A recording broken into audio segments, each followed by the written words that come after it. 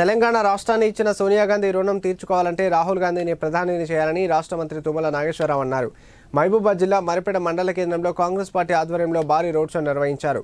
అనంతరం మంత్రి మాట్లాడుతూ పార్లమెంట్ ఎన్నికల్లో కాంగ్రెస్ పార్టీ అభ్యర్థి బలరాం నాయక్ను అత్యధిక మెజార్టీతో గెలిపించాలని విజ్ఞప్తి చేశారు. విభజన హామీలు నెరవేరాలన్నా, బయ్యారం ఉక్కు పరిశ్రమ ఏర్పడాలన్నా బలరాం నాయక్ గెలవాల్సిన అవసరం ఉందన్నారు.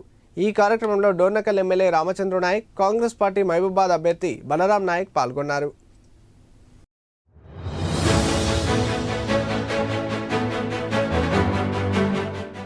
మనందరికీ కావలసిన వాడు ఈ రహదారులు కానీ, ఏకలవ్య కానీ, మోడల్ స్కూల్స్ కానీ, ఈ గతంలో ఈ పార్లమెంట్ నియోజకవర్గంలో అనేక నియోజకవర్గాల్లో అభివృద్ధి కార్యక్రమాలు నిర్వహించి మనందరి మన్ననలు పొందినటువంటి బలరాం నాయక్ గారిని మళ్ళీ పార్లమెంట్ లో మనం పంపితే ఇంకా మిగిలినటువంటి కార్యక్రమాలన్నీ కూడా రామచంద్ర నాయక్ గారు ఇక్కడ నుంచి ఫోన్ చేస్తే ఢిల్లీలో మన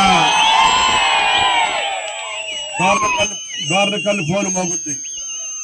మీరు ఏది చెప్తే అది కేంద్రంలో ఏ పనులున్నా బలరాం నాయక్ గారు చేసే అవకాశం మనకు దక్కుతుంది.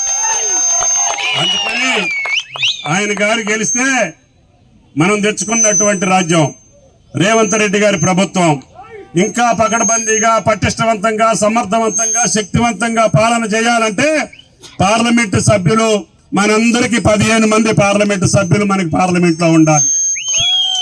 ఉంటే మన ముఖ్యమంత్రి ఇంకా శక్తివంతుడు అవుతాడు, బాహుబలి అవుతాడు. రేపు రాబోయేటటువంటి రాహుల్ గాంధీ గారి ప్రభుత్వంలో మీ అందరి ఆశీర్వాదంతో బలరాం నాయక్ గారు మళ్ళీ మంత్రిగా వస్తాడు.